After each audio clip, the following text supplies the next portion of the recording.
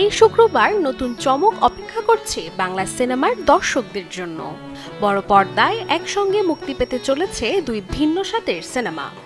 একদিকে শুভশ্রী গাঙ্গুলির অনবদ্য অভিনয়ে গৃহপ্রবেশ, অন্যদিকে এক নতুন ভাবনায় অনির্বাণ ও সৌকর্যের পক্ষীরাজের ডিম। দুই সিনেমা নিয়েই ইতোমধ্যে শুরু হয়েছে ব্যাপক আলোচনা।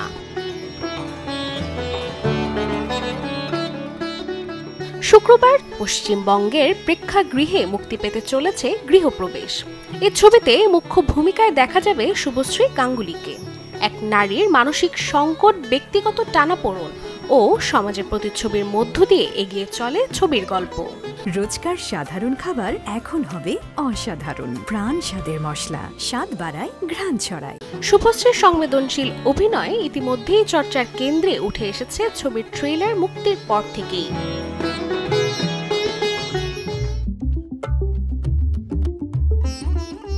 অন্যদিকে একই দিনেই মুক্তি পাচ্ছে আরেকটি বহুল আলোচিত ছবি পঙ্খিরাজের ডিম।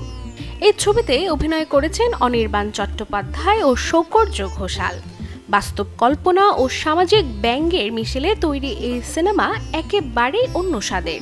যারা ব্যতিক্রমী গল্প পছন্দ করেন তাদের জন্য এই সিনেমা হতে পারে এক নতুন অভিজ্ঞতা। দুটি সিনেমা দুই মেরুর হলেও উভয় সমসাময়িক বাংলা সিনেমার নতুন ধারার প্রতিনিধি।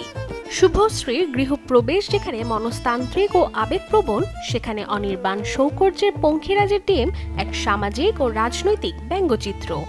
তাই বলা যেতে পারে সিনেমা প্রেমীদের জন্য এই সপ্তাহের শেষটা নিঃসন্দেহে দারুণ কিছু হয়ে উঠতে চলেছে।